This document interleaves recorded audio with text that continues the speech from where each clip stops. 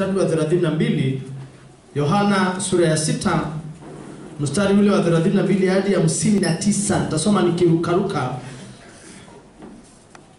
Yesu akawaambia, amin amin nawaambieni, si Musa aliyewapa chakula kile cha mbinguni, bali Baba yangu anawapa ninyi chakula cha kweli kitokacho mbinguni. Kwa maana chakula cha Mungu ni kile kishukacho kutoka mbinguni na kuupa ulimwengu uzima. Basi wakamwambia, Bwana, siku zote utupe chakula hiki. Yesu akawaambia, mimi ndimi chakula cha uzima. Yeye anjaye kwangu hataona njaa kabisa, naye aniaminie hataona kiu kamwe. Kumbe kwenda kwa Yesu bado ni chakula na kinywaji. Lakini aliwaambia kwamba mmeniona wala hamwamini. Wote anipao Baba watakuja kwangu, wala yeyote ajaye kwangu sitamtupa nje kamwe. Kwa kuwa mimi sikushuka kutoka mbinguni ili niyafanye mapenzi yangu, bali mapenzi yake aliyenipeleka. Na mapenzi yake aliyenipeleka ni haya, ya kwamba katika wote alionipa nisimpoteze hata mmoja, bali nimfufue siku ya mwisho.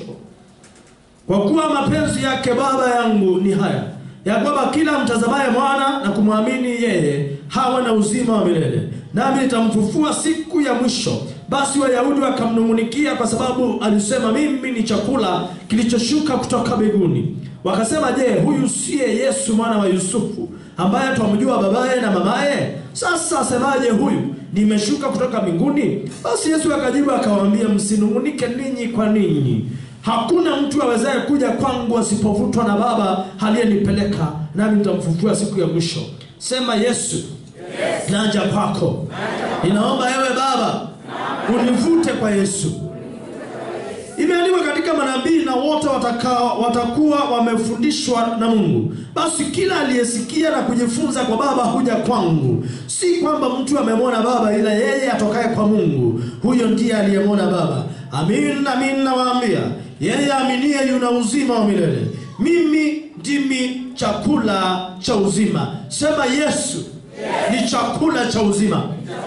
Baba zenu walila maana jangwani wakafa. Hiki ni chakula kishukacho kutoka mbinguni, kwamba mtu akile wala hasife. Mimi ndimi chakula chenye uzima kilichoshuka kutoka mbinguni.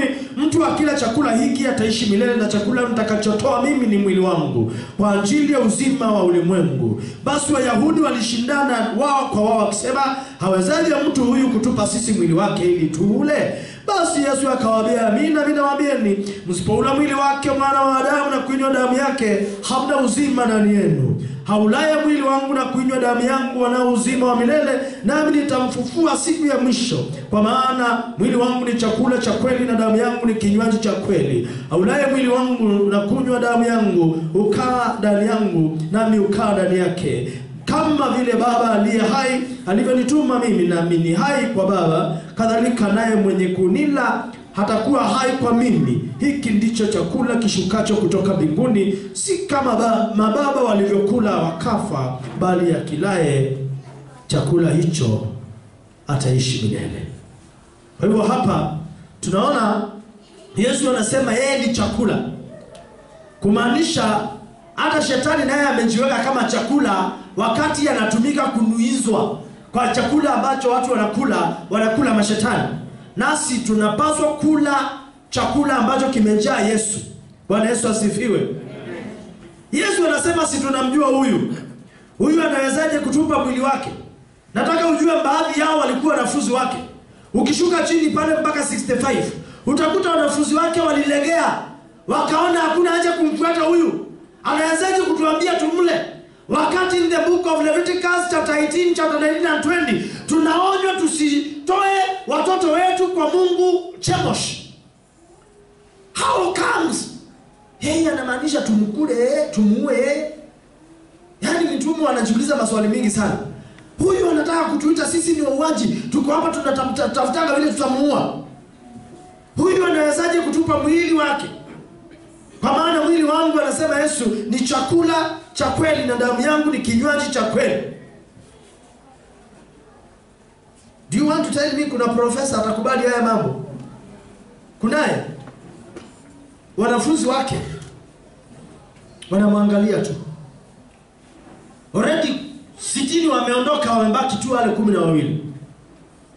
wakisema tumsikize tuone namna ya kumla itakuwaje. Nataka uelewe hii somo ilileta ngumu sana.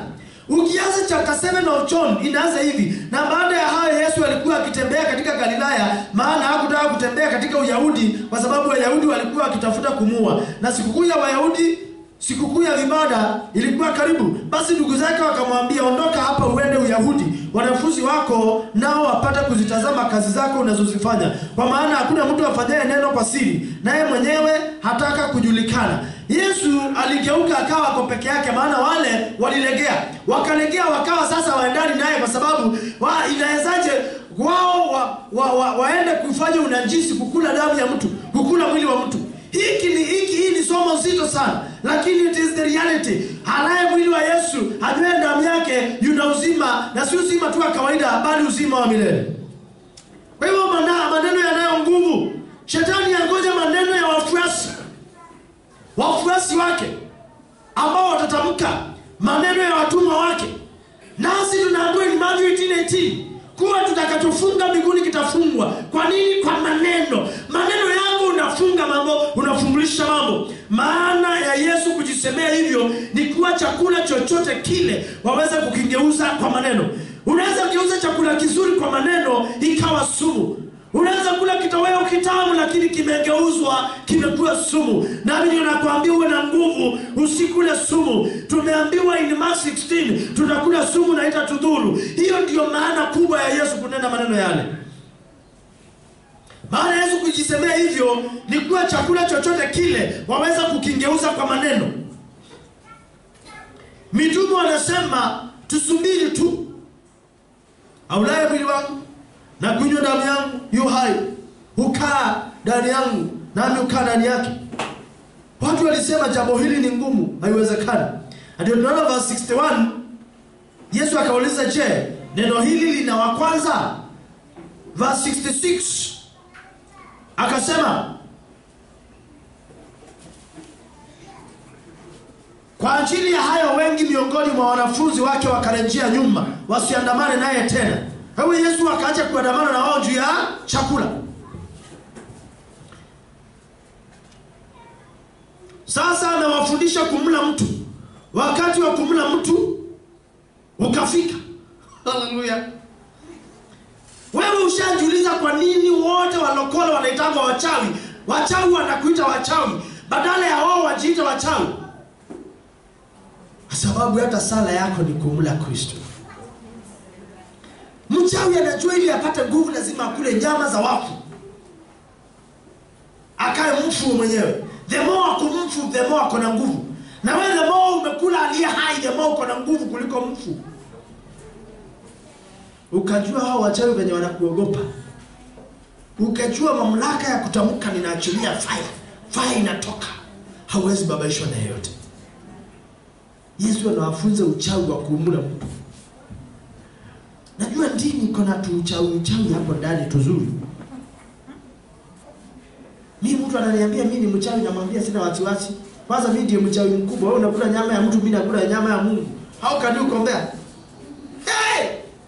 Sema sitaogopa tena maishani. Yes!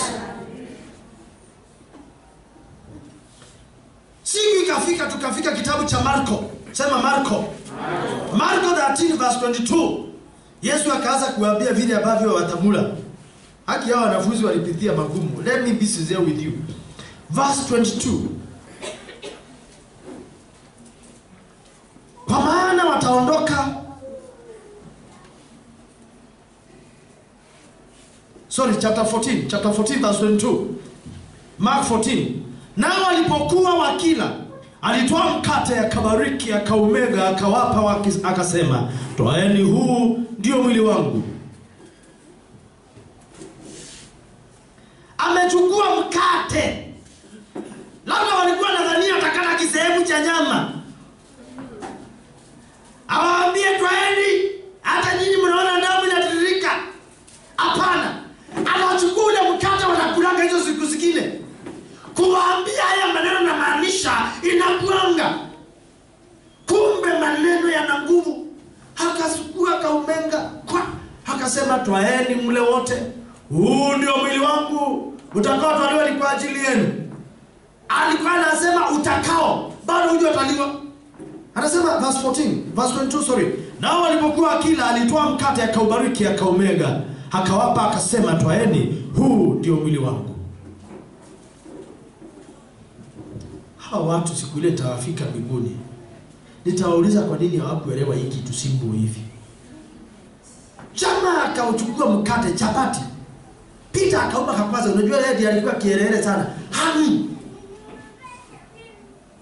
Bwana, I know kuna maswali waliuliza hapo. Aionji nyama.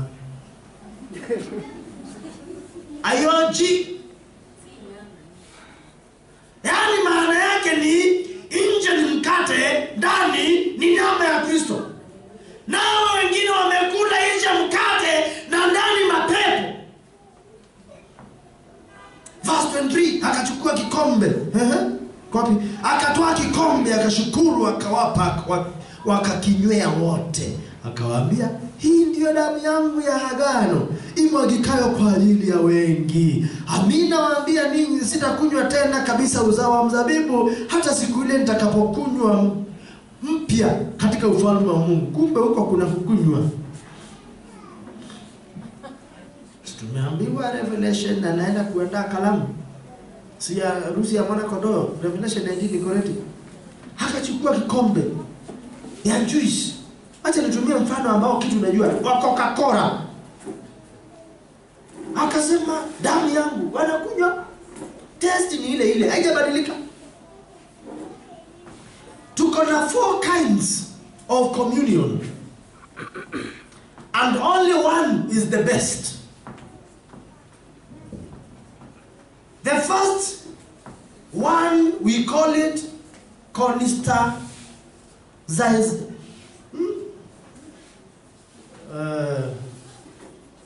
Zimeenda. Kwa hivyo kuna moja na kuna pili, kuna tatu inaitwa Zwingli.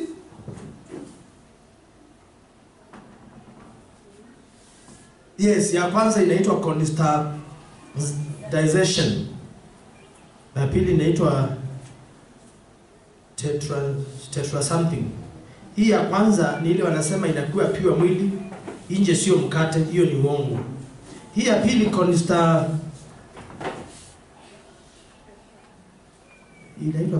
what? Constance. Hiyo inakuanga inafuata ile mambo umechukua chuma, nitawaambia by Sunday. Umechukua chuma ya iron ore, ama by the time tukalize, then umeweka ndani ya moto. Then ukiwa umeweka ndani ya moto, ukitoa hiyo chuma iko red hot. Lakini just because iko red hot, ni chuma ama sio chuma? Ni chuma ama sio chuma?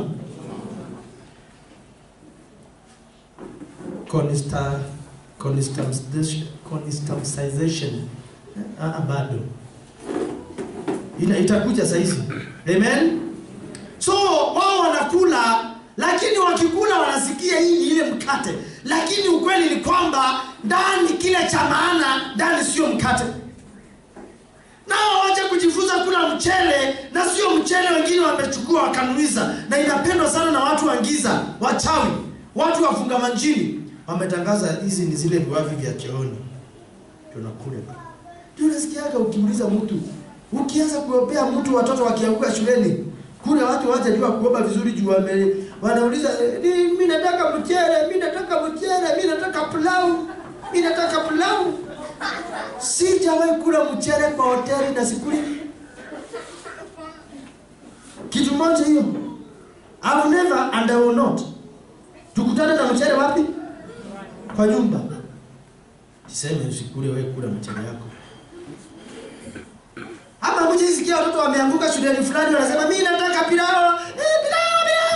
Sasa hizo mtoto hayuko. Ili nitoke mimi nipewe pilau.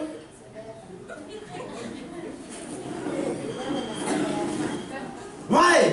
Sababu pepo iliingia kwa njia ya, na hiyo pepo inakulaga pilau. Ulikula chenye ladha ya pilau, lakini si pilau uko ndani.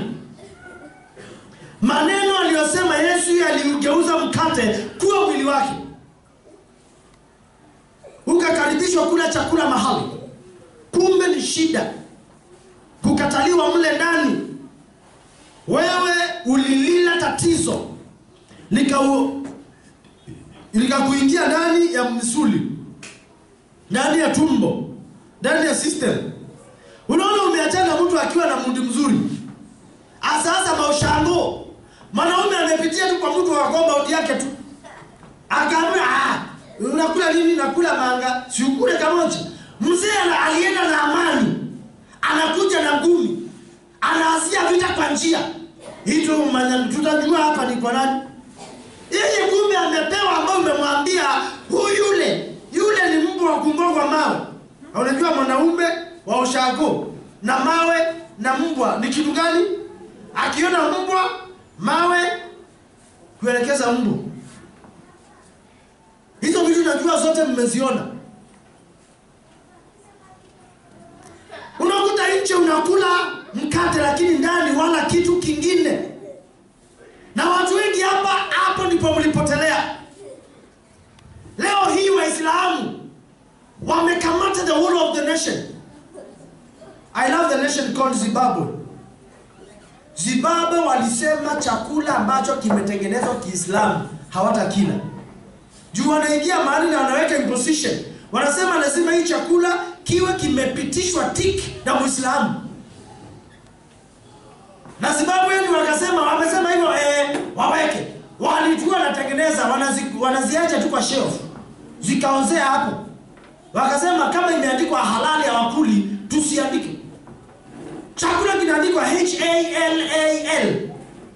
Wanaenda mpaka wanatengeneza maleso wanapewa mama. Unaona mama amekuja kwa kanisa amejifunga leso imeandikwa, imechorwa misikiti huko kote. Na anaingia kwa kanisa. What is the purpose? Hiki chakula saa hizi kinachinjwa Kiislamu. Kama ujui, wakichinja wanaiogeresha mpaka inalala kifudifudi, inaanguka. They don't struggle. Inaogeresha hapo inalala, pepo inaingia inatawala, inaweka shiko hivi haya kata. Inabadilishwa kuwa mtu. Unakula nyama lakini sio nyama, ni mtu. Maana imenuiziwa iwe hivyo. Ukienda kwa duka ukute minced meat, usinunue unless umeona wakitengenezea pale. Mark my words, I know what I'm telling you. I know exactly what I am telling you. You must change your way of living. The way you conduct yourself matters. Food. Chakula ni andu yako. Na leo hii watu wanaitwa wamebarikiwa kulingana na aina ya chakula wanachokila. Wengine wanaitwa wamelaaniwa, hawana baraka juu ya aina ya chakula wanachokila. Unaweza kuta mtu anakula tu manago, lakini amebarikiwa kuliko anayekula nyama ambaye ana Mungu na hana amani maishani mwake. Chakula kimeandikwa halal. Ukala magonjwa, ukala njini, ukala pepo. Sema Yesu. Yes. Pepo niliyolishwa, shetani niliyonyweshwa, iwe ni kwa njia ya chakula, iteketee ndani yangu itakaa. Ndani yangu hakutakaa pepo. Ndani yangu hakutakaa njini. In the name of Jesus. Yesu akasema sitakunywa nanyi tena hadi nitakapokunywa tena mbinguni. Kumbe kuna chakula kule. Kumbe ndio tumeona Wakorintho wa kwanza sura ya 4 sura ya 10 mstari wa kwanza, 3 na 4 anaongea kuhusu chakula cha mbinguni na kinywaji cha mbinguni. Na hiyo ndio iliwaweka Waisraeli miaka 40 in the wilderness. Ndio iliwapea nguvu ya kuitwa wana wa Mungu. Ninaomba naye Mungu akakulishe vile alilisha Waisraeli pale. Daniel na nduguze wamekataa kukila chakula cha kichawi, chakula cha Kibabiloni. Ukila chakula hichi, namna ya kuona inabadilika. Wakasema hatutakula. Mark 16 verse 15 to 20. Wanaambiwa mtakula kitu mtakula sumu na itawadhuru. Kama uko ndani ya Yesu, kama uko ndani ya Yesu inamaanisha utawekewa chakula ambao kimenuiziwa pepo. ukubali kuingia ndani, maana kuna mwenye nyumba. Utawekewa mchele ambao umejaa shetani. Hiyo shetani utatafuna, itateketea, haitaingia kwa tumbo lako, maana kuna Mungu ndani yako. Ndio wameambiwa mtakula sumu, haitawadhuru. Mtakunywa kitu kiovu, hakitawadhuru. Kwa sababu gani? Ni nani yako ndani? Si atuende uchukue sumu ukunywe ukose kukufa. Utakatika meno, of course. Halikuwa na maanisha sumu ya rohoni. Hata sumu ya kweli haitakuua kama uko ndani ya Yesu. Na hii ni jambo la kuangalia sana. Anasema mtakunywa sumu, mtakula sumu, haitawadhuru. Kumbe ukiwa ndani ya Yesu, Yesu anajua kuna chakula, kuna kinywaji ambacho kitatengenezwa ni sumu kwako. Ukikila kinakuletea shida. Naomba Mungu akutane nawe na utenganishwe na hiyo shida in Jesus name. Amen. Chakula cha kichaa unalala, unapatwa na shida. Wale mchana wakasema hatuli vyakula ambavyo vimetolewa masanamu, ambao vimesongolewa damu. Na by the way, hiyo imekuwa njia kubwa sana. Wakati uko mzima na wakati umelala. Hadi unaona watu wanaota usiku na mchana wakila hiyo mashetani. Wangapi wanaotanga wakikula chakula? Beba mkono juu bila kuogopa. Maana hiyo ni chakula pia. Chakula cha ndotoni ni sumu. Unless umeletewa chakula cha Elisha. Mbona huinui mkono? Oh, okay. Before ni wafungue, wangapi walikuwa na hata wakikula? Now I'm speaking. Hallelujah. Yes. I'm very proud. Najua nimefanya kazi. Ndio maana ni mmoja ameinua. Bado unakulaga? Yako Elisha? Elisha? Amen. Hakila chakula hiki hapatwe na ugonjwa, hapatwe na kansa, umaskini uingie, na basi ulipokula mambo ikiharibika. Sema mambo yangu yanaenda kuwa mema kuanzia sasa. Mambo yangu yanaenda kuwa mema kuanzia sasa. Kwa hivyo wanatengeneza hapatwe na kansa, fibroids, halafu unaambiwa enjoy your meal, bon appetit. Ukisikia bon appetit unasema hoteli nzuri kabisa. Kumbe ni sumu wala. So you don't prosper just because you went to school. You don't. Najua shuleni watu wengi nilisikia wanapeagwa chakula inawekagwa kwa paraffin kidogo. Wani ya mjui. Alafu wewe ushakula kidheri ya shule vizuri ukasikia majina hoja. Haikosangi. Unajua ulikula, usidanganywe na mtu. Lakini sikuelezei mbele ya hapo. Lakini najua ulifanya nini? Mbele ya hapo na sisi madaktari tutakuelezea hizo. Wewe unaoa mtu ambaye ako connected when you begin to kuoa. Proverbs 18:22. Yule amepata mke amepata kitu chema na upata baraka kwa Mungu. Shetani anakuacha unatafuta, unakuwa nikipata unapata msichana mrembo, yule wa kumsimamisha tu ni sponsor. Wacha nikwambie jambo moja. Ukiwa msichana na uone yule ni mume wa mtu kipia, maana ukimkamata utaolewa na wako atakamatwa.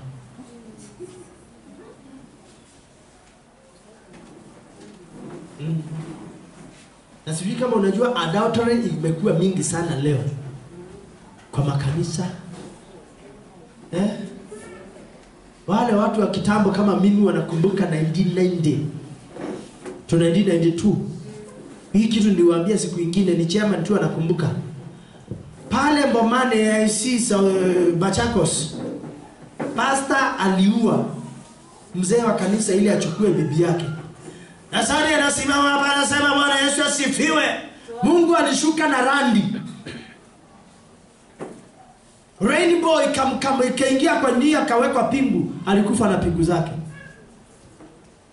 Unless kuna watu wa kitambo Machakos town wanakumbuka hiyo maneno. Nobody. Unakumbuka Miriam? Mlikuwa uchaguo? Ama kwenu hakukuwa na radio?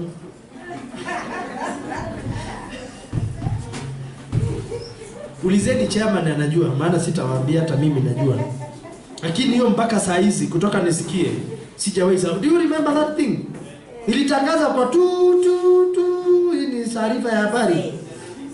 Unakumbuka? 91 and 92. LIC.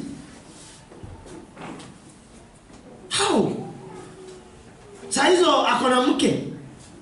Anaua mzee wa mwenyewe ili achukue huyo mke. And then anasimama kanisani, Bwana Yesu asifiwe. Mungu amenionekania, ameniinua. Kwa kuinua what? My foot. Hivyo ndivyo naonanga uchungu ukisikia. That is why kama ushai notice ukiniongelesha sikuambiaki hiyo mambo mingi, maana hiyo ni personal yangu. Hata Bwana ameniweka, si hata wewe unasikia sauti yangu. Kwani unamaanisha hata hajaniweka? Mungu amenionekania, Yesu ni Bwana. Hata amenipa nguvu leo. The fact umenipata, unajua niko na nguvu. That is why you don't expect pastor aze kukushitia Mungu ameniinua, amenionekania. Ili na mimi niambiwe mambo ya uongo, sitaki. Mungu ameniinua, na unajua vizuri tu aje kuinua uko na kamotea hapo nyuma. Haki hii mambo imetuweka aibu. Aibu excess. Shetani anachukua kimhubiri ambacho si cha Mungu, anakiweka kwa madhabahu, kinaanza kudanganya watu. Mara kesho ni mara hiyo kesho ingine ni hiyo kesho ingine ni kunao kuoshwa miguu na so ndio pa magnet.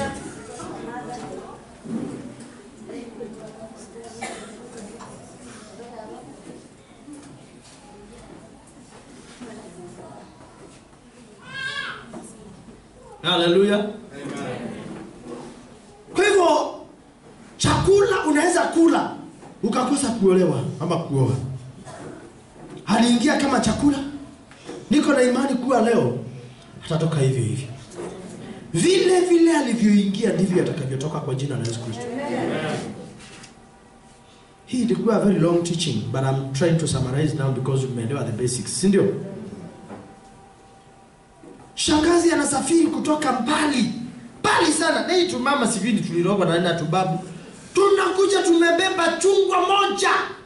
Na embe, na anasema hii chungwa ni ya fulani, na akikataa afadhali itupwe. Haiwezi liwa na mtu mwingine. Kana kuja saa hizo kamepakia mchanga imerogwa kwa kiatu. Kana kuja pale, ango hata usitoe viatu ingia. Kwangu unatoa kwa gate kwa mlango. Ango hata usitoe viatu, anasema kajiga wewe na kanyanga. Bwana mkujagi na huku mmekaribishwa wakati wote. Asante sana, tutakuja sasa. Anaenda mnamngojea wakati wote akujagi, kumbe anakujaga usiku. Hebu unaona kachocho kana beba tu chungwa kutoka bari ama kamkate. Kana kuja, hii chungwa ni ya fulani, ndaisingusho. Anakuja anapewa. Mnasema ati anakupenda kitu gani? Hadhani zoea kule mtu anakuja kwangu amebebea mtoto mmoja kitu na aikule. Na itupa akiona. Wacha nikwambie, urafiki mwingine huu unavunja kama sufuria na sahani ama kama glasi na kuanguka. Wewe unavunja hivyo. Zingine vunja hivyo. Si kila mtu amekuja amebebea mtoto wako kitu na umpea saa hiyo. Zingine kwanza unakusanya mahali, unaweka pale zitoatoe. Tena utadhani unakangua polepole akienda. Iko na kitu. Kama iko na kitu kwa dustbin. Si mgeni akikuja na kile amebeba bio. Wewe ushaona mgeni anakuja amebeba unga, na hiyo unga inapita ndani ya kupika. Inawekangwa kando kwanza. Wewe unaona kile ameletea mtoto, weka kando.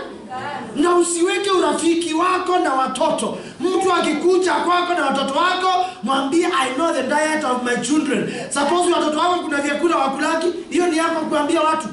Hapana. Hakileta mashakura. Hamekuja na hizo sweet. Mungeukia kwanza mwambie unga moja. Mtachukiana forever. Let me be sincere with you, and I want to teach you a very important thing. Na wewe usijifunze kubebana na vitu kwa watu. Maana vivyo hivyo watabaki wakidhani ulikuwa unawaroga nazo. Ndio ngambia ndo wasiwe. Usimebea mtu.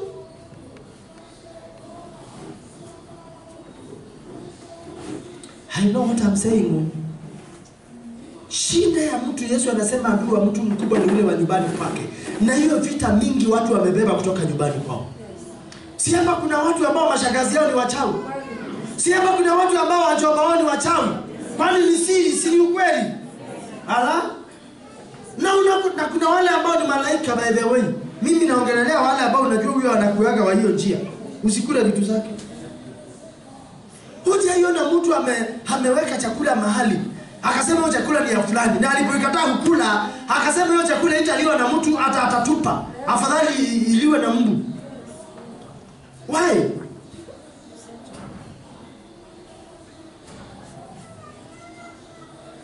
Wanaume wamefungwa kwa pombe, kinywaji cha kichawi. Umeona Waislamu pale Makendo, wasafiri wakipita pale, la wanakulaga free pale Makendo. Kuna the biggest temples. Tembo ile kubwa ya Waislamu iko Makendo, ile ya pili iko Thika. Hii ya mtu wake. I also have friends who are Muslims. I have friends. Like one of my friends saizi ashafika huko. Anatoka huko saa 2:30. Aniambia, you know, today I've given everything, nimebaki zero.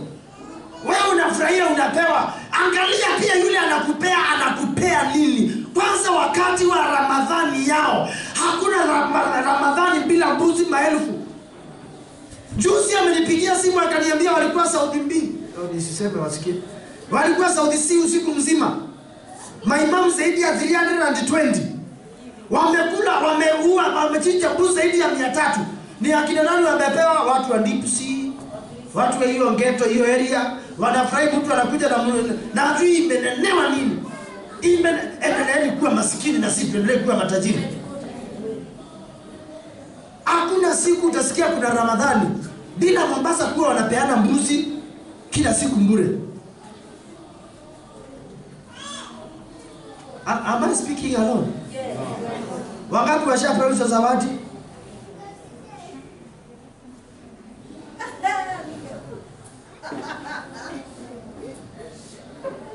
Hiyo vita ikuondokea Joseph in Jesus name. Amen. Hao watu wanaenda stage, wanaangalia kale ka kijana kametoka ushago, kako very student. Unakakutaka pale na karatasi, unajua karatasi ya jualazi liisha. Mtu amekaa tu chini pale. Wanajua yule ni target. Wanamwambia twende, unapelekwa pale, unanawa miguu msikitini, unapewa chakula cha pilau, unafurahia, kumbe umeingia box. Chakula. Leo ninawafuata kupitia mdomoni, chakula ilivyoingia kwa tumbo mpaka kwa choo. Tuko na nyinyi kwa jina la Yesu. Lazima wakuondokee. Mtu wa kwanza kuishi alitengwa kwenye chakula. Mtu aliyekuwa na akili kuwapa wanyama wa manchina. Yaani unaletewa mnyama unamwangalia hivi, simba, tembo, giraffe, paka, nguu, bia. Analetewa wote wamepangwa laini. Na haja changanyikiwa mamba, alligator, na akajua kuna alligator, akajua kuna crocodile, kuna crocodile mingi.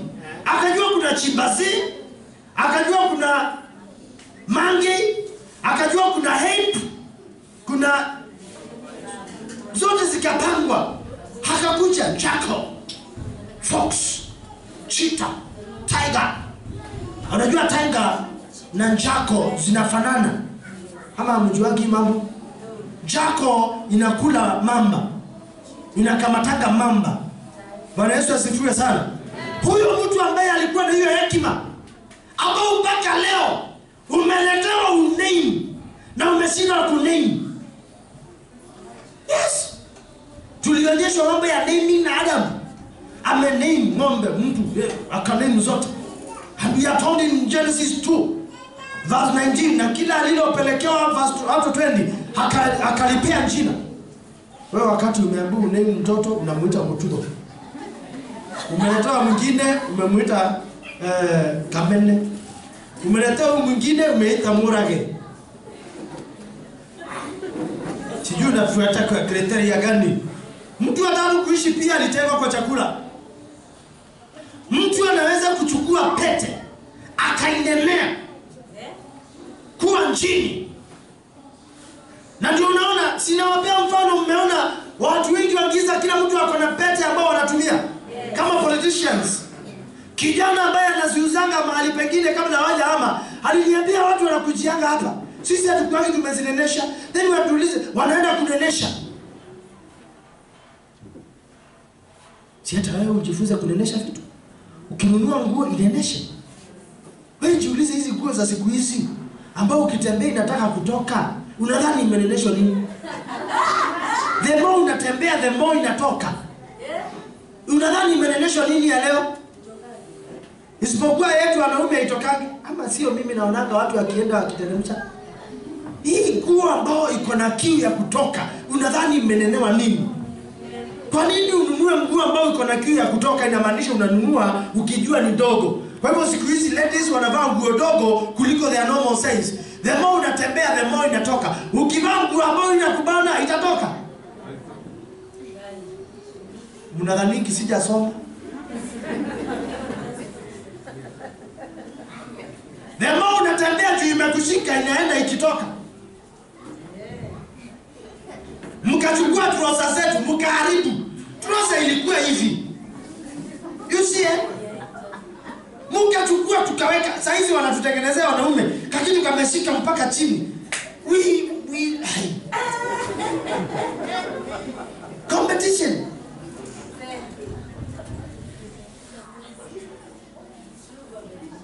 Hata nguo ukinunua ujue imeneneshwa na yule mnunuzi na yule muuzaji. Jifunze kunenea vitu zako hata kama ni maji na kutambiria kungeuka kuwa damu ya Yesu unakunywa. Maana unjui aliyetengeneza alinenea nini? Naomba ukiwa nyumbani, ukiwa kazini, chochote ambacho unanguza nenea. Kama ni nguo nenea. Kabla hujaenda Brazil nenea. Yes. Mpaka leo you don't want to be an African. Ushaona vile inaitwa Africa? Yote ni Brazil. Hakuna Kenya. Wewe ukienda Brazil, nani alikwambia hao ladies wanavaa hizo vitu? They make their hair, wanakaa na yao. Wewe uliambiwa na kitu kingine kuwa nywele yako ni baya.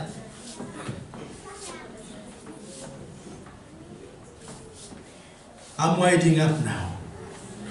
Because hii sio somo ambalo naweza funza na siku moja. Amen? Umeona?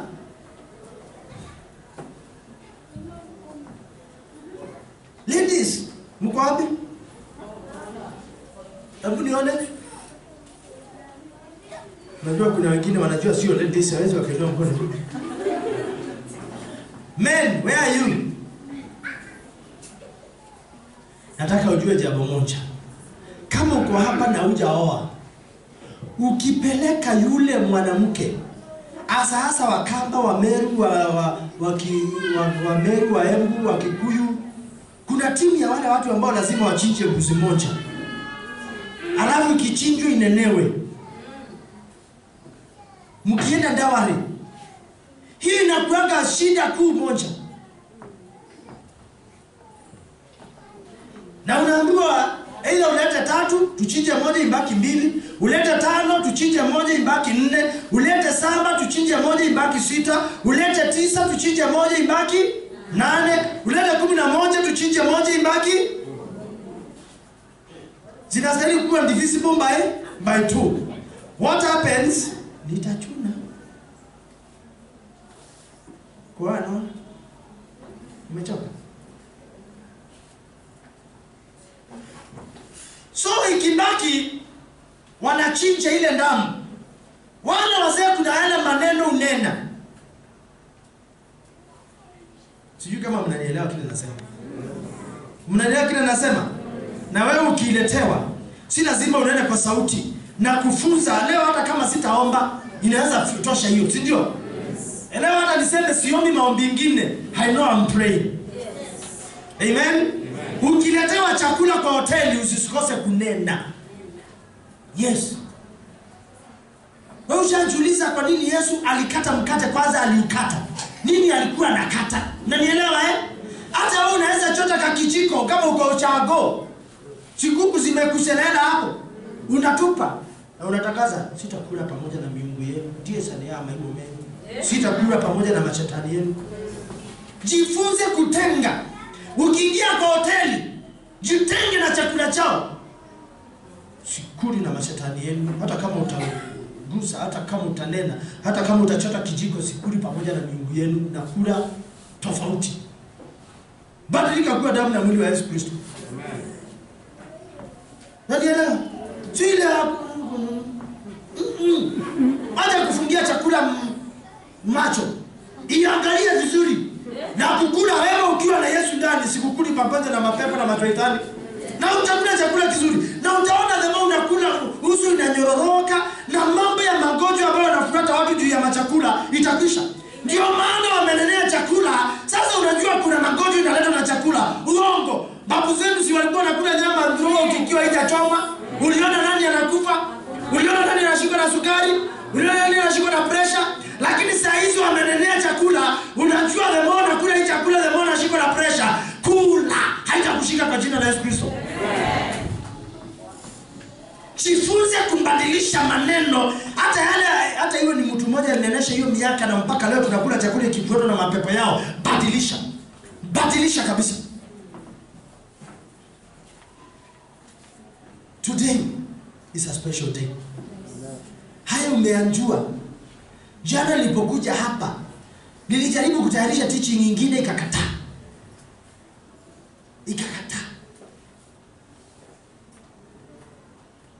Juu nilikuwa nimetayarisha hii for 3 weeks. Chakula. Kwa nini mtu anakufurahia, anakuchekesha sana, hataki kukuona, lakini ikifika kwa chakula anakuchekesha, saa ile anakutegea. Mimi nilikuwa ushago hata nipite hivi. Nikute ndio mnapika nini na nasikia njaa sikuli. Na hiyo ilikuwa inajulikana mimi.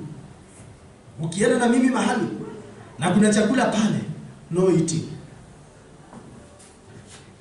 Na mimi sijaishukuliwa na tumbo wala mwili. Kitu moja mama aliniambia, ukinunua kitu usikulie kwa njia. Tunakuta mtu anaenda akikula maandazi. Ya kwenda wapi? Issue sio kukula. Issue ni kuna anajua niko mtoto labda sijui kuongelesha. Na labda nikikula mtu aione kule aongeleshe. Ni kule akiwa ameongelea. Si lazima ashike ili aongeleshe. Unaweza kuwa kulia huko na yeye ako hapa. Aanze kunenesha chakula yako ukiwa huko na yeye ako hapa. Hiyo chakula anakula na inenesha sasa. Na kufunza mambo ya roho.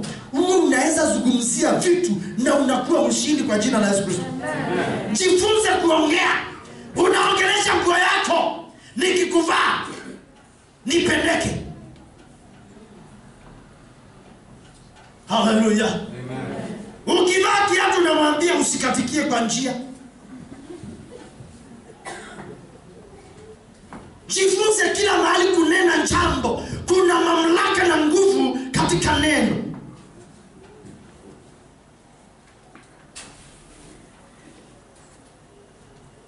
Mungu akamwambia Musa, Exodus chapter 9 verse 8 to 11, ingieni kwenye njiko, chukua konzi ya majivu, nawe utayapuliza hewani na yatabadilika. Hayatakuwa tena majivu, yatabadilika kuwa nini? Kuwa mchanga ambao ni very fine. Wacha nikusomee, umeume ulimi. Nilikuwa nimesema wapi?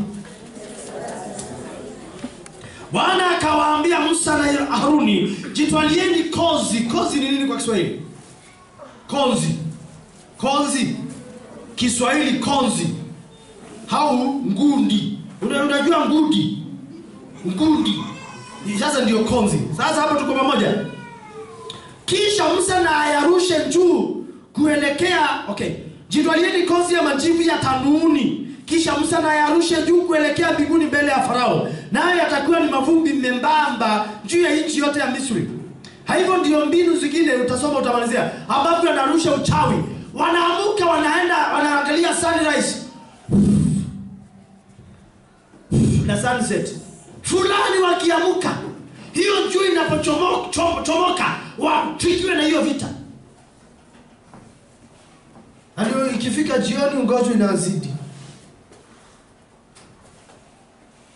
Kumbe manjivu ambao ilikuwa ni moto, ambao ni chakula, si chakula imetoka pale, inageuzwa inakuwa nini? Nani amegeuza? Mungu.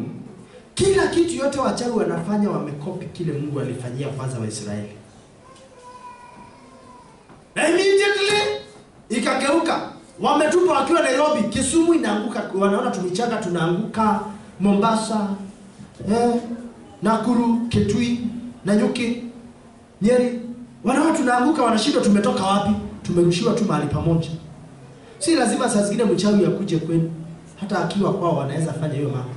Sema ninaharibu kilichotumwa kwa njia ya jua au mwenzi kwangu, kwa jina la Yesu.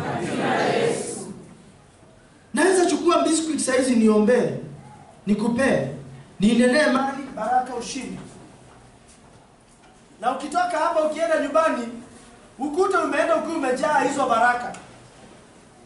A very simple thing.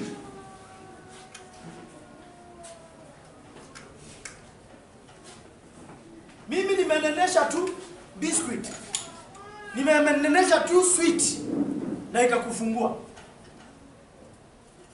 Nataka ninenesha moja. Yes.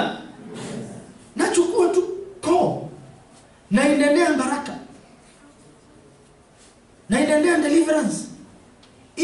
Ndani imejaa utukufu wa Mungu, nje imejaa sukari. Ameleta mfike nyumbani, huko mtu mwingine. Hapa mlifungwa na chakula.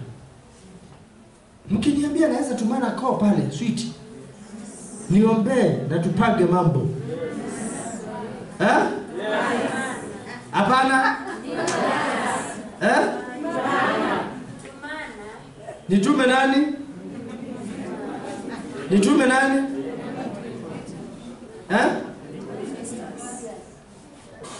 Peter, unajua ukituma utaleta pesa yako?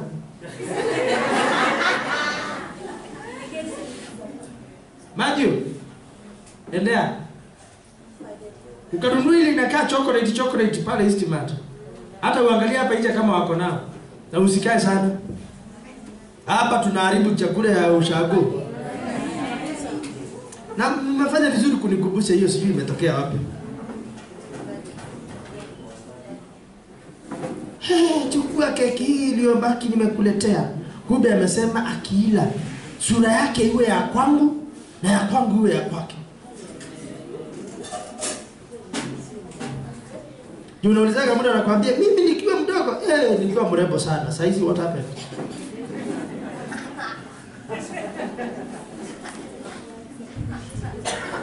Mtu amechukua mafuta ya kawaida, Vaseline, anaroga Vaseline. Sio kila kitu unaletewa, yani huwezi afford kununua mafuta ya Valon. Na sasa hizi tuko na the best mafuta ambayo ina chemical. Arimis.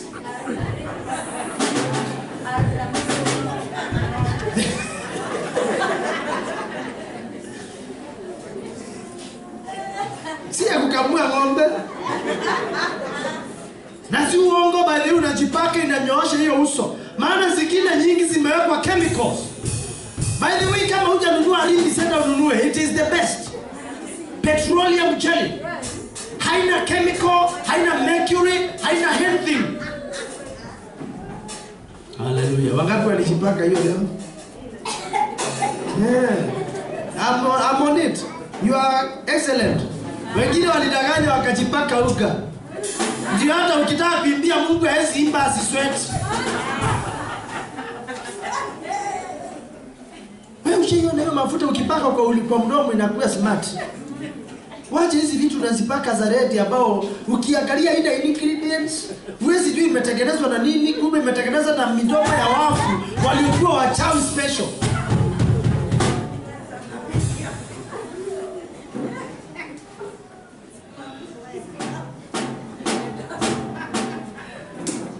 Wewe unakuta ulipata shida juu ya mafuta uliyojipaka ikiwa imeleleshwa au nguo. Wacha nikukumbushe jambo lingine. Mambo ya kuvaania nguo na watu achana nayo. Na kuna watu wanazungukanga tumitaa saa zingine. Wanaenda wakiokota nguo kuku. Na ukiangalia hawakuobii wanapeleka, shetani anawatuma. Wacha nikwambie jambo moja. Kwangu niko na nguo naweza peana. Lakini wakikuja siwezi wapea. Nikitaka nibebe nipeleke children's home ama nipe mtu ambaye najua. Lakini kupeana ikaroge, lakini yangu haiwezi fanya kitu. Acha nikwambie. Maana ukivaa nguo ya mchawi unakuwa mchawi. Ukivaa nguo ya mtu mwokovu unakuwa kama yeye. Hawakuwa wanajua, waliwida mpaka wakaiba hata Biblia zangu. Nikasema mnaimba fire kwenu.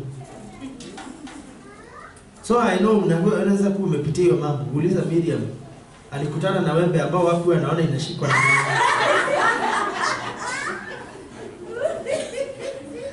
Yaani unalala ukiwa na nywele unaamuka minus nywele. Aliniambia naweza fuza na yeye, it is vital. Amen. Unalala ukiwa na nywele unaamuka minus nywele. Na hiyo kapo hujawekewa hapo, ujui imebebwa ikapelekwa wapi. Lazima uwe na mtu ambaye anaelewana na mambo ya laboratory kama pastor. Lakini ukiwa na pastor hawezi pigana huko. You can imagine amekuja na sije tisha nywele yake irudi, lakini hawezi ikafanyia. Kwanza wanachimba hiyo nywele tuipeleke wapi? Yes. Kwa sababu anaangalia imengeuka moto, wanashiba sisi tulibeba. Na saa hizi sasa imekuaje iwezi bebeka? Hii hamjaona mambo. Ulizeni wale wameona mambo. Umekaa na watu tu juu wamekutana na nini? We will ask them. That is why wengine hapa ukitusi pastor hajitetea, niko na kunitetea. They will be handled very quickly. Hebu jiweke kwa mikono ya Miriam. Miriam analetewa pastor kutoka Kitui. Wanaelewana bei ya 5,000. Na pastor anakuja na ile siku ndio ananyomba zaidi. Na sasa hizo wanakuja wana surround bed. Mzee amelala, amewekewa usingizi ya kukufa. Yeye madamu naye hapa. Sasa madamu akaamua sasa na anaenda kanisani. Nitakuwa nakunywa Guinness na kutafuna mgoka. Hata waishi nitakufa. Kwa hiyo wakikuja wanasema nini?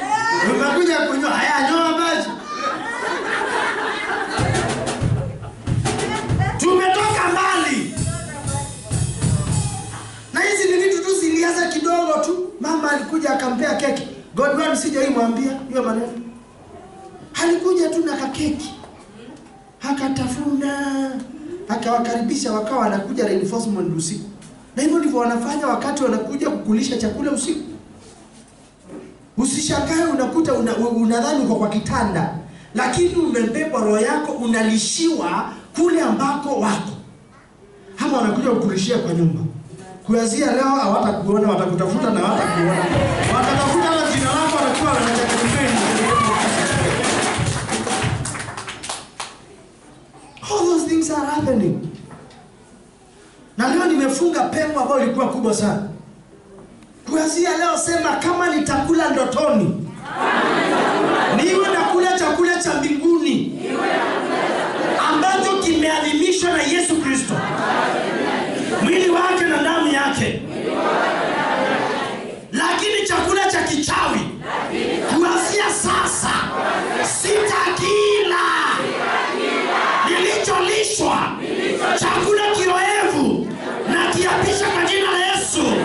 Toka ndani yangu. Toka ndani yangu. Toka ndani yangu. Toka ndani yangu. Toka ndani yangu. Chochote ambacho wamemeza na amurisha watapike mali yangu. Because we are overcomers, not managers of problems. Imeandikwa Job chapter 20 verse 15. Amemeza mali haramu, naye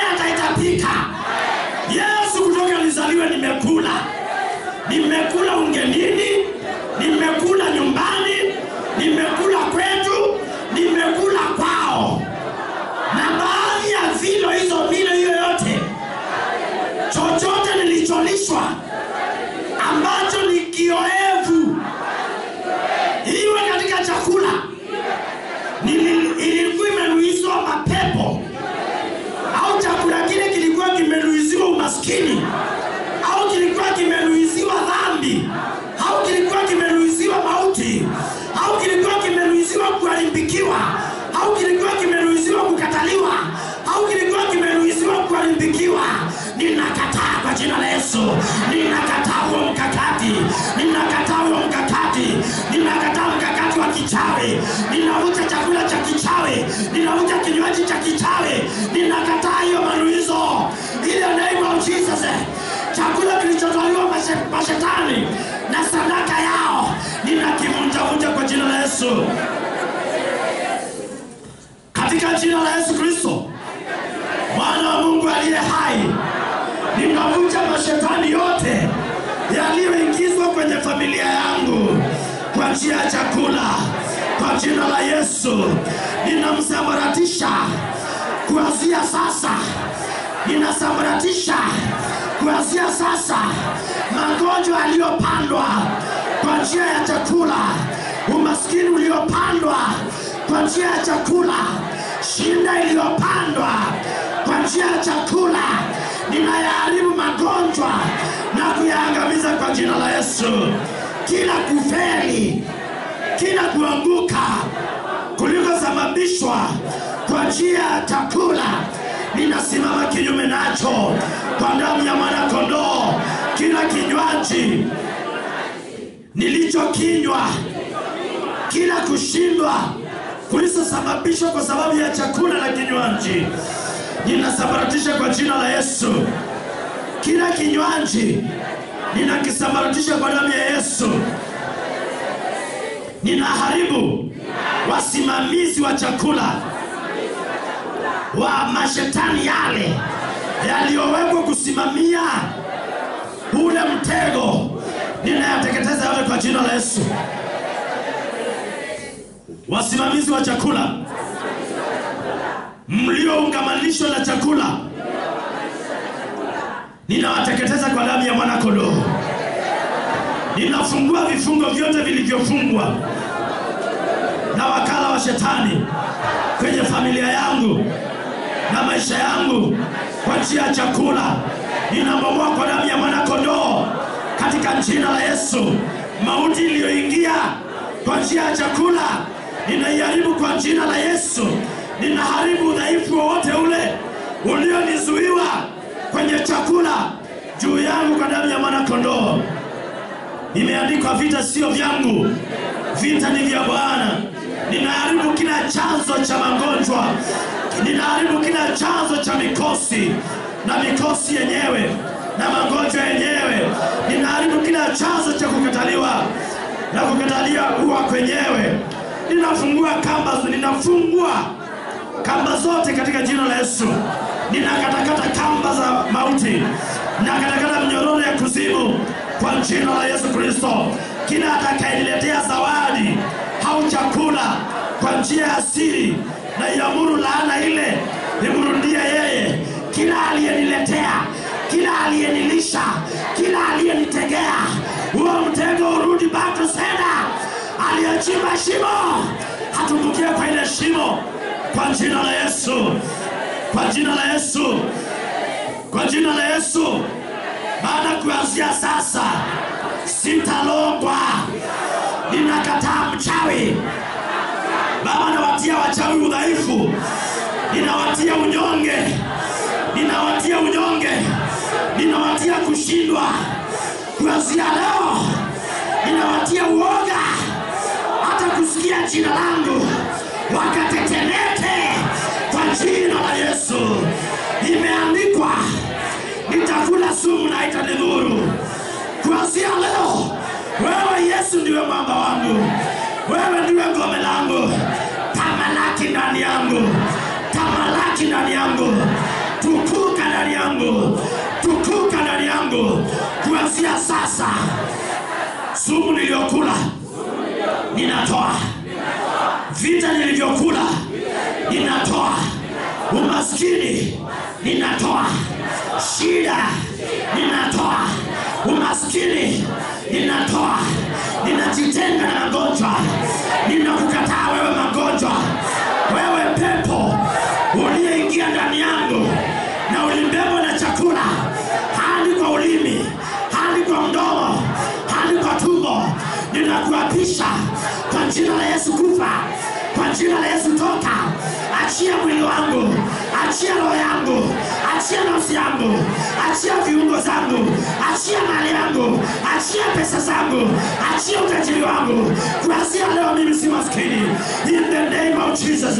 Maisha yangu hayatachelewa tena, hayataibiwa tena, hayatafungwa, hayatacheleweshwa, hayatabadilishwa. Maisha yangu yaliyonakiliwa mbinguni yaanze kutimia sasa, maana mimi ni mteule wa Mungu. Nimeoshwa kwa damu ya Yesu. Damu ya Yesu inanena mema. Ianze kunena sasa. Yesu, ninaamrisha damu yako ikanene kinyume na chakula cha giza, kinyume na chakula cha uchawi. Yesu, ninaomba kubarikiwa nawe, ninaomba kufunguliwa nawe, ninaomba kuwekwa huru nawe, ninaomba kuona utukufu wako. Yesu njoo, Yesu njoo.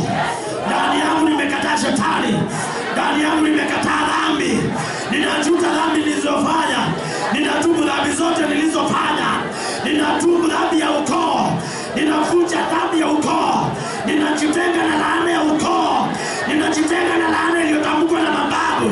Kila laana ambayo imekuwa inatufuata ninaikomesha kwa damu ya Yesu.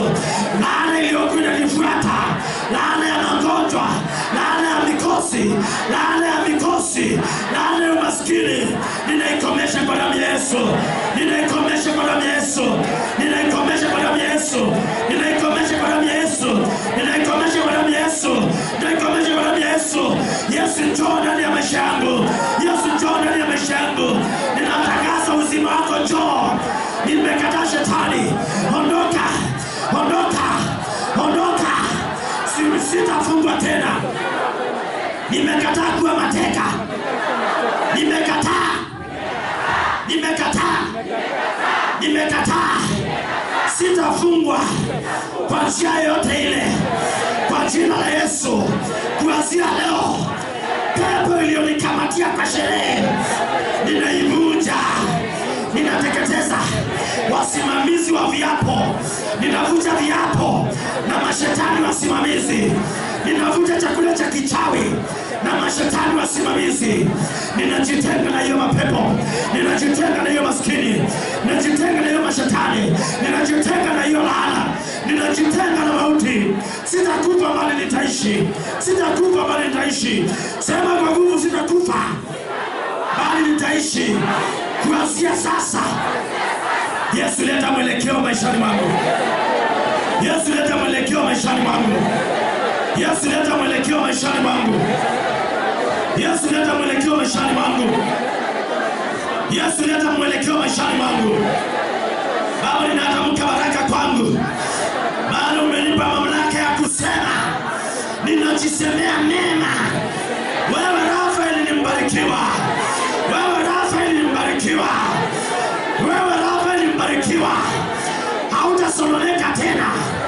Mchawi ameshindwa, maana kilicho ndani yangu hakiwezi uliwa na yeyote, hakiwezi uliwa na mtu.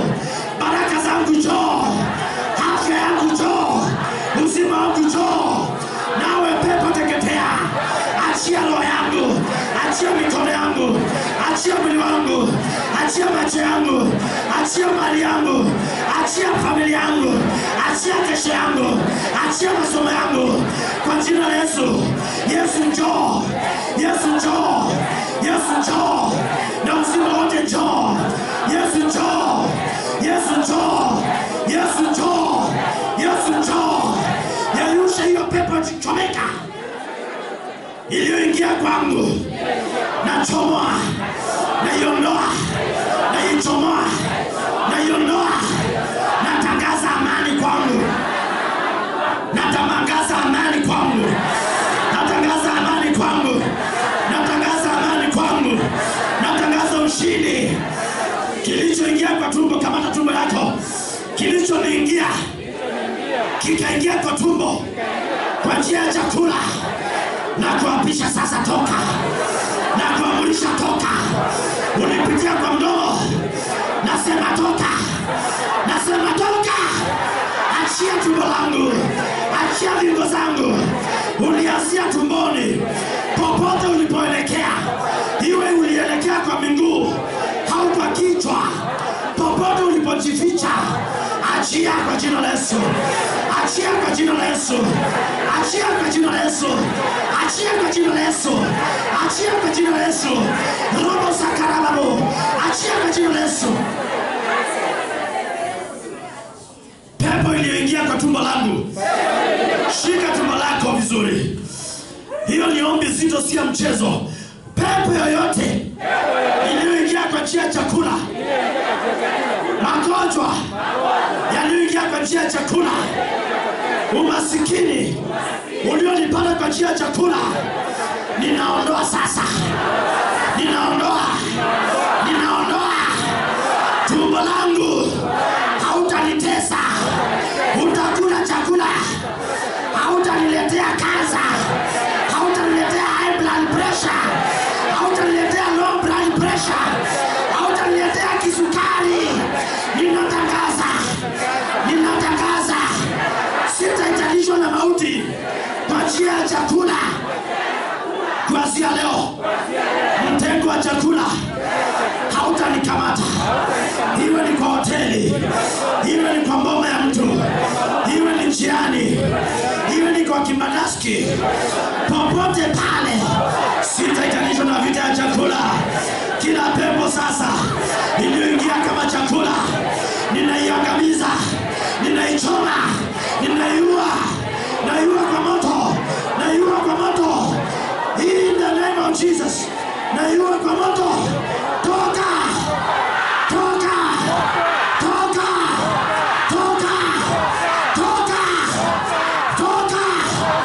Uliyepitia kwa mdomo, toka. Nakuja kinyume na vifungo vya rohoni, na vifungo vya nafsini, na vifungo vya mwilini. Leo inatoka, haitakaa ndani yangu. Ninaamrisha itoke. Nasema sasa, naamrisha itoke. Robo sakatarabo. Naamrisha itoke. Ilikuwa kwa tumbo, ninaitoa. Natoa, napandisha, natoa. Rikatadama. Toka mara moja. Achia maisha yake.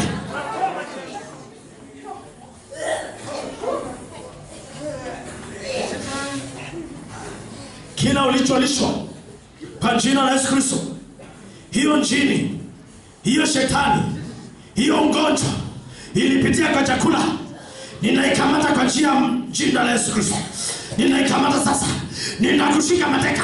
Hautakaa kwa hiyo tumbo. Ninaweka moto kwa hiyo tumbo. Hautakaa kwa hiyo koo. Ninaweka moto kwa hiyo koo. Hautakaa kwa hiyo ulimi. Ninaweka moto. Nasema achia maisha yake. Get out in the name of Jesus. Ninawakisha moto. Robo si taraba. Rodina mori na masakara mabori basi. Chakula cha kichawi kilichoingiza mapepo ndani yako, nasema toka. Nasema toka now. Nasema toka now. Nasema toka. In the name of Jesus. Funga macho yako, acha kuangalia watu. Nasema toka. In the name of Jesus. Nasema toka. Kamata tumbo lako vizuri na mikono yako mbili. Ninasema toka. Ninakamata kila roho ya giza, kila roho ya mauti iliyopandwa ikaingia kwa tumbo. In the name of Jesus Christ. Yesu amesema yeye ndiye chakula cha uzima. Ninakunywesha damu ya Yesu. Ninakunywesha damu ya Yesu. Ninakunywesha damu ya Yesu. Ninakunywesha damu ya Yesu. Ninakunywesha damu ya Yesu. Ninachoma kila giza yote, kila kilichokuingia kwa mwili kwa njia ya chakula, kwa njia ya kinywaji, ninakiapisha kutoka dakika hii. In the name of Jesus. Now, out. Nasema toka kwa jina la Yesu. Hauna wakala yake. Rika mara moja. Rika. Get out. Achia mali yake, achia nyumba yake. Achia ndoa yake, achia mali yake. Achia akili yake, achia baraka zake. Achia nafsi yake, achia roho yake. Achia. Achia kila mahali ulipokuwa umekamata. Achia kwa jina la Yesu. Nasema achia. Achia haraka. Achia. Baba natangaza achia. Wewe pepo, na kuapisha kwa jina la Yesu Kristo. Tekete. Wewe pepo, na kuhukumu kifo. Na kuhukumu kifo kwa jina la Yesu. Wewe shetani, na kuhukumu kifo kwa jina la Yesu. Achia maisha ya mtoto wa Mungu huyu. Achia afya yake. Achia mali yake. Achia kazi yake. Achia baraka zake. Achia. Nasema achia. Toka kwa hiyo tumbo. Toka kwa hiyo mikono. Toka. Toka kwa hiyo mdomo. Toka kwa hiyo ulimi. Chakula na kinywaji cha kichawi. Roho ninamoni na masia. Get out. Nasema toka. Ninakushika mateka wewe. Roho ya nyoka ulioingia kama chakula. Roho ya giza ulioingia. Ninasema toka. Ninatoa. Ninatoa. Ninatoa. Ninapepetea hiyo tumbo moto. Ninaachilia moto. Moto wa Roho Mtakatifu. Ninakamata kila giza. Ninaiondoa. Ninaiondoa. Ninaiondoa. Ninaiondoa. Ninaiondoa. Ninaiondoa. Ninaiondoa. Fire. Kila ulicholishwa, kila ulichonyweshwa lazima kitoke. Lazima kitoke. Robo CRT. Lazima kitoke. Nasema lazima. Achia maisha yake. Achia. Nasema achia. Achia. Achia. Achia. Achia mali yake. Achilia mali yake. Achilia mali yake. Achilia afya yake. Achilia roho yake. Achilia. Achilia roho yake. Achilia roho yake. Achilia roho yake. Achilia kwa jina la Yesu. Achilia kwa jina la Yesu. Achilia kwa jina la Yesu. Achilia kwa jina la Yesu. Achilia kwa jina la Yesu. Achilia kwa jina la Yesu. Achilia kwa jina la Yesu. Achia nyumba yake. Achia kazi yake. Achia mali yake. Achia afya yake. Achia mwili wake. Achia roho yake. Achia nafsi yake. Ninawakisha moto sasa kutoka utosi wa kichwa hadi ya miguu. Ninawakisha moto. Moto. Moto. Moto. Holy Ghost. Fire. Kila ulicholishwa kinatoka. Waliokukopea nyama na washika mateka. Waliokukopea nyama na washika mateka. Waliokukopea nyama na washika mateka. Na wakisha moto ndani yako sasa. Ulimi yako iliyokamatwa na chakula, ukawa unaanga useni hata mbele ya watu. Ninakamata hiyo ulimi. Ninaondoa hiyo pepo. Ninakamata hiyo ulimi. Na wakisha moto. Ribaboli na basaka taraboli na basiaraba. Rinamoli na basaka taraba. Robosia raboli na basiarati. Ninawakisha moto. Ninawakisha moto. Kwa hiyo ulimi, kwa hiyo mdomo, kwa hiyo meno, kwa hiyo meno, meno yaliyorogwa, kwa hiyo meno nawakisha moto, kwa hiyo tumbo, kwa hiyo njia ya choo, kwa hiyo intestine, kila mahali, kila msuri, in the name of Jesus.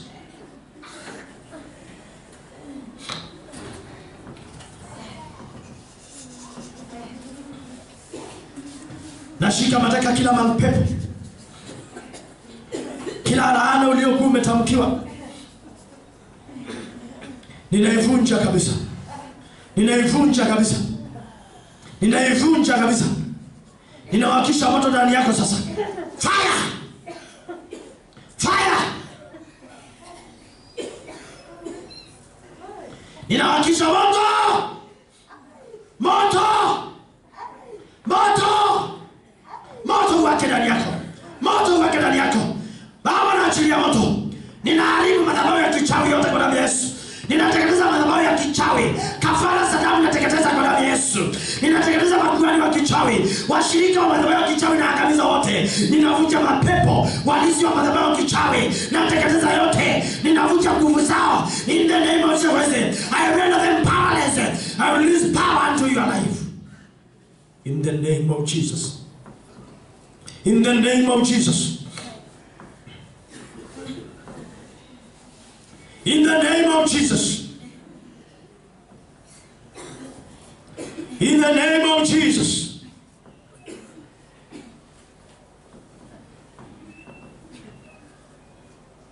In the name of Jesus. I release the power of God upon your life. I release power into your life. Natamka nguvu kwa ulimi wako. Utatamka baraka na itashuka kwako.